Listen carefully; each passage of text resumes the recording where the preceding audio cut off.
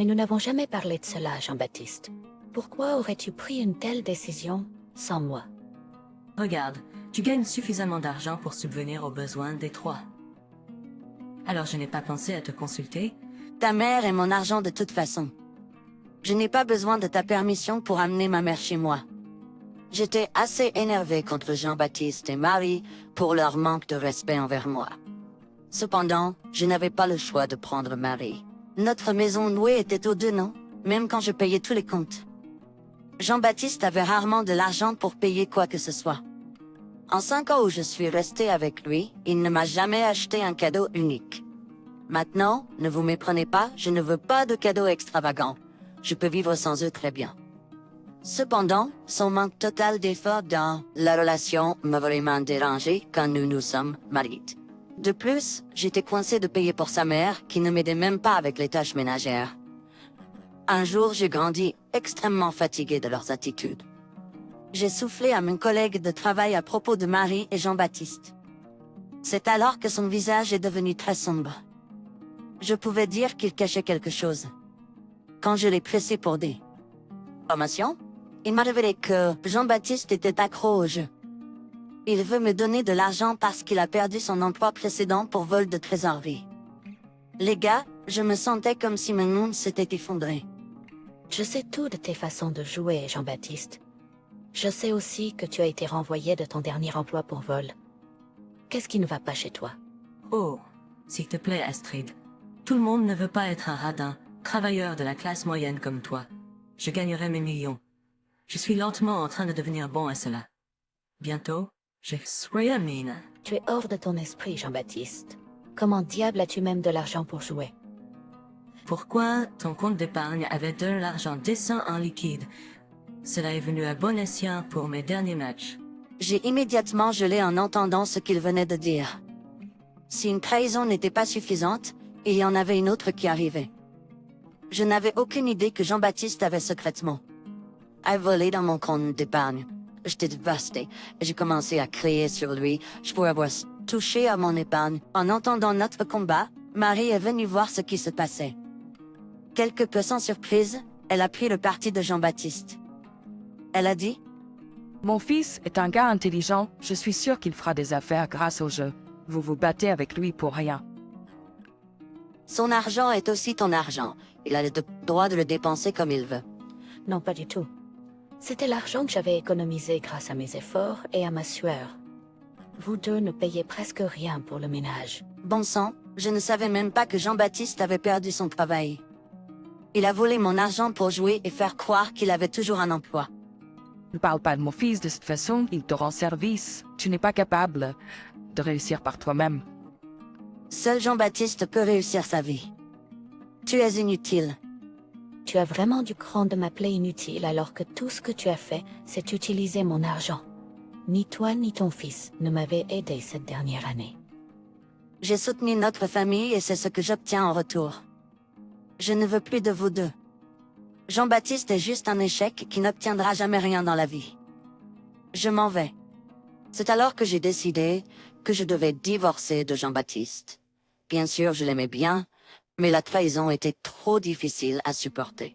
De plus, je ne voulais pas rester avec un homme qui n'avait aucun problème à dépenser mon argent pour jouer. Pendant longtemps, j'en avais déjà assez de notre mariage. Je savais que Jean-Baptiste ne s'améliorerait jamais. Il m'avait déjà prouvé que, alors je décidai de demander le divorce.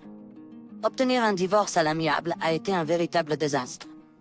Mon ex-mari a fait tout son possible pour m'empêcher de le quitter. Tout d'abord, il m'a supplié de rester. Ensuite, il a commencé à me faire chanter en menaçant de prendre la moitié de mes biens et une pension alimentaire au divorce. Sa mère s'est également jointe à moi et m'a harcelé pour que je me réconcilie avec Jean-Baptiste. Il a fallu plusieurs mois à mon avocat pour le convaincre de renoncer à la pension alimentaire et au partage des biens. J'ai menacé de porter plainte pour vol bancaire, car Jean-Baptiste avait retiré de l'argent sans mon consentement. Cela l'a amené à signer les papiers de divorce. Cependant, à la fin de la journée, j'ai quand même perdu beaucoup d'argent à cause de son jeu. Mais rien n'a arrêté Jean-Baptiste et Marie de me lancer un dernier affront. Ils ont dit: tu n'as pas gagné, Astrid. Tu n'es rien d'autre qu'une sorcière sans valeur. Tu peux gagner beaucoup d'argent maintenant, mais un jour je serai plus riche que toi. Tu devras me supplier d'argent. Nous n'oublierons pas cette insulte, Astrid. Tu as abandonné mon fils et moi quand nous avions besoin de toi. Un jour, tu paieras pour cela. Marque mes mots, Astrid. Jean-Baptiste sera plus réussi que toi. Attendons et voyons ce qui se passe. Un jour viendra où je te ferai manger tes mots. Nous verrons qui finira par supplier finalement. Tu n'as pas gagné, Astrid. Tu es rien d'autre qu'une sorcière sans valeur. Tu peux gagner beaucoup d'argent maintenant, mais un jour je serai plus riche que toi. Tu devras me supplier d'argent. Nous n'oublierons pas cette insulte, Astrid. Tu as abandonné mon fils et moi quand nous avions besoin de toi. Un jour, tu paieras pour cela. Marque mes mots, Astrid, Jean-Baptiste sera plus éminent que toi. Attendons et voyons ce qui se passe. Viendra un jour où je te ferai avaler tes paroles. Nous verrons qui finira par mendier finalement. Lorsque le divorce a été finalisé, j'ai quitté mon emploi pour en rejoindre un autre. Je voulais m'éloigner de ma vie passée et surtout ne pas être autour de la cousine de Jean-Baptiste. Donc, j'ai pris un emploi hors de l'État, j'ai obtenu une promotion qui a rendu l'offre encore plus lucrative. Au fil des années qui se sont écoulées, j'ai recommencé à épargner en travaillant dur. J'ai pu monter en grade et obtenir des promotions rapides. Au bout de 8 ans, j'avais épargné suffisamment d'argent pour investir dans l'entreprise pour laquelle je travaillais. Après une réunion avec tous les chefs de l'entreprise, je suis finalement devenu directeur. C'était comme si mon rêve était devenu réalité. D'après ce que j'ai entendu, Jean-Baptiste a continué à s'adonner au jeu et a perdu tout l'argent et les biens qu'il avait. Jean-Baptiste et Marie déménagent dans mon état, car de nombreux créanciers sont sur leur dos. Après leur déménagement ici, Jean-Baptiste a épousé une héritière riche, Rémi, dont le père est un associé d'affaires du mien. Jean-Baptiste a épousé une héritière riche, Rémi, dont le père est un associé d'affaires du mien. Il a continué à se plaindre de Rémi et de la façon dont il se méfie de son nouveau gendre. Il n'aimait pas non plus Marie et la considérait comme une profiteuse. Je suis resté silencieux, parce que je savais que ce n'était pas encore le moment de détruire Jean-Baptiste. Je menais une vie assez bonne, jusqu'à ce que je reçoive un appel assez inattendu de Marie. J'ai entendu de mon assistante que Jean-Baptiste avait postulé pour un poste dans l'entreprise. J'étais un peu curieux et je voulais voir si c'était enfin le moment pour moi de donner à Jean-Baptiste son dos prévu. Allô Astrid, ceci est Marie.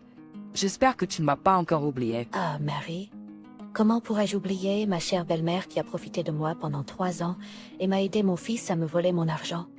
Longtemps sans se voir, Mary. Eh bien, j'ai des nouvelles pour toi aujourd'hui, Astrid. À présent, nous n'avons pas parlé depuis un moment. Oui, Marie, cela fait un moment. Alors, qu'est-ce qui t'a fait passer cet appel? Tu te souviens quand tu as appelé mon fils un échec? Il s'est marié avec une belle fille et a aussi trouvé un nouveau travail. Tu sais, qui lui paie de 120 $ par an. Regarde Astrid, après tout, il aime cette réussi. J'étais à l'origine de son appel et je ne pouvais pas m'étendre à rire. Ses mots étaient extrêmement drôles. La plupart de ce qu'elle a dit était un mensonge, mais elle ne s'en est pas rendue compte, parce que je savais déjà la vérité. Au lieu de cela, elle semblait calme et confuse. Lorsque j'ai finalement ramené mon rire sous contrôle, j'ai dit Premièrement, chère ex-belle-mère, Jean-Baptiste ne gagne que 60 $ qu'à par an. Il n'y a aucune raison de mentir aux gens, vous le savez. Et oui, j'ai déjà toutes les informations le concernant. Que voulez-vous dire? Me soupçonnez-vous de vous mentir? Et qui vous a dit qu'il gagnait 60 $ qu'à? Eh bien, personne ne me l'a dit, Marie. Voulez-vous savoir comment je l'ai découvert? Eh bien, c'est mon assistante qui l'a interrogé hier. C'est impossible. Il n'y a aucun moyen que vous soyez lié à l'entreprise. C'est une grande entreprise et vous êtes une femme sans valeur. Tenez-vous bien, Marie. Je suis directrice de cette entreprise, donc je sais très bien combien Jean-Baptiste peut gagner. D'ailleurs, vous devriez vous inquiéter. Vous et moi savons tous les deux que mon fils est intelligent et n'aura aucun mal à obtenir le poste. Vous et moi le savons très bien. Tenez-vous bien, Marie. J'ai vérifié son nom sur la liste des candidats et mon assistante l'a placé en bas. Comme je l'ai dit il y a 8 ans, aucune entreprise saine d'esprit ne l'engagerait avec un écart dans son dossier. Et ne vous inquiétez pas, je serai heureuse d'informer sa belle épouse de la façon dont vous et Jean-Baptiste l'avez tous les deux berné. Lorsque j'ai dit cela, Marie a commencé à changer complètement d'attitude. Je pouvais dire que mes mots l'avaient atteinte. Elle pourrait être vieille, mais elle n'est pas si stupide. Je savais qu'elle avait déjà cherché sur Google pour voir si mon nom apparaissait dans l'entreprise. À présent, elle savait que je ne mentais pas. Alors, Marie en est venue à supplier. D'accord, Astrid, écoutez-moi. Je vois que vous avez réussi dans la vie, mais vous devriez aussi comprendre que mon fils a beaucoup contribué à votre succès. Vous devriez en tenir compte et lui donner le poste, compte tenu de toutes les façons dont il a contribué à votre succès. Vous ne pouvez tout simplement pas arrêter de me faire rire, Marie. Après tout ce que vous deux avez fait, vous attendez vraiment que je vous aide? Je veux dire, vous m'avez appelé aujourd'hui pour vous vanter du prétendu succès de Jean-Baptiste. Bon, j'essayais de prouver un point. Il est marié à une fille riche et belle. Je suis sûre qu'elle est même plus riche que vous et le soutiendra. Est-ce vrai, Marie? Alors je pense que vous n'aurez aucun problème à me laisser dire la vérité à sa jolie femme. Je l'ai vu sur son Facebook qu'elle pense que son mari a un emploi de 120K et possède beaucoup de propriétés. Est-ce que ça te dérange si je dis la vérité?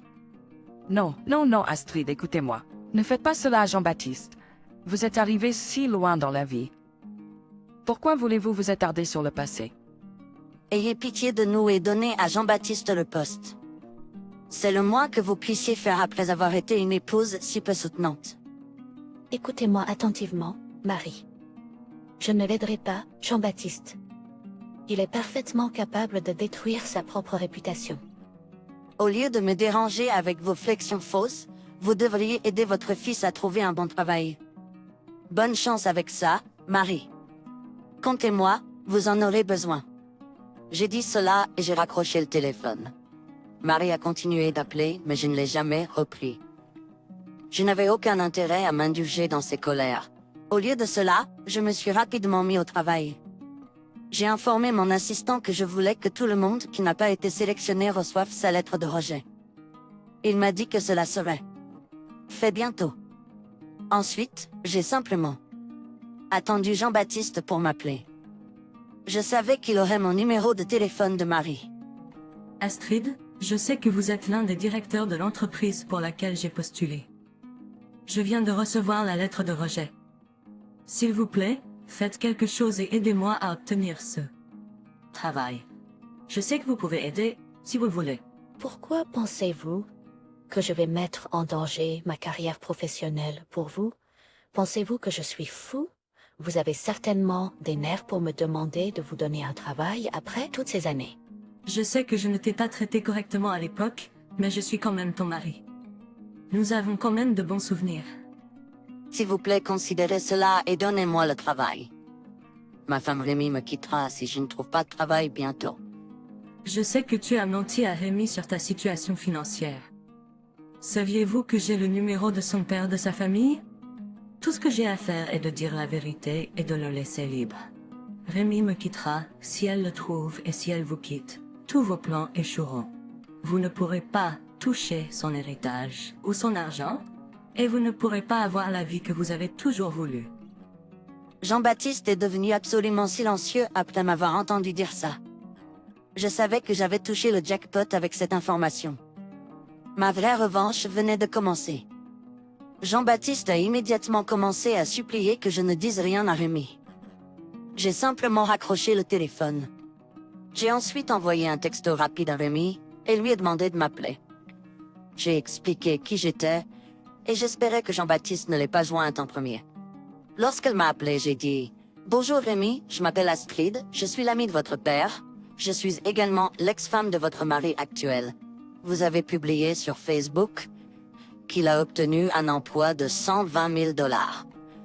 Eh bien, je suis le directeur de l'entreprise qu'il a mentionné et il n'a postulé que pour un emploi de 60 000 $, qu'il n'a pas... Qu'est-ce que tu racontes là? Mais, il m'a dit. Je sais ce qu'il vous a dit, Riley. J'ai vu ça sur votre Facebook.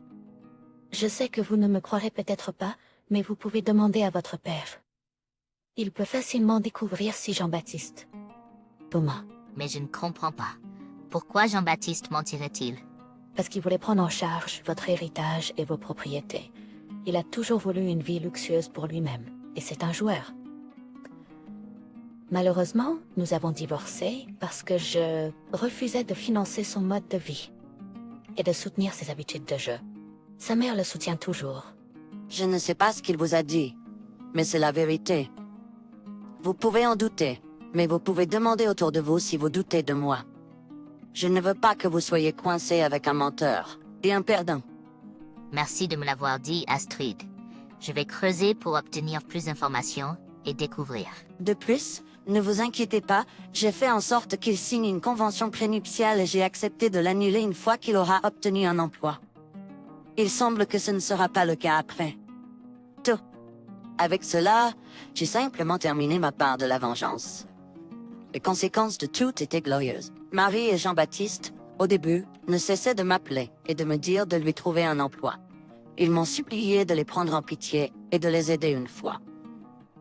Pendant ce temps, Rémi était sur le cas de Jean-Baptiste et a découvert la vérité elle-même. C'est moi qui ai remis certaines informations à son père. Son père était aussi plutôt en colère et m'a dit qu'il verrait la fin des mensonges de Jean-Baptiste. Après 2 jours, les textes que je recevais de ma belle-mère et de mon ex-mari ont changé. Ils ne cessaient de m'appeler une sorcière et un crétin pour avoir détruit le mariage de Jean-Baptiste. Rémi et son père les ont confrontés et ont ensuite demandé le divorce.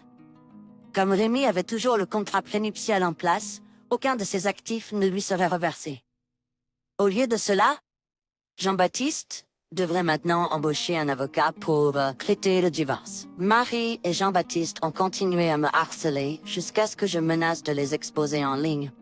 Cela les a fait cesser de me contacter. La dernière fois que j'ai entendu parler de Jean-Baptiste, il passait toujours par notre entreprise pour voir s'il y avait un poste vacant.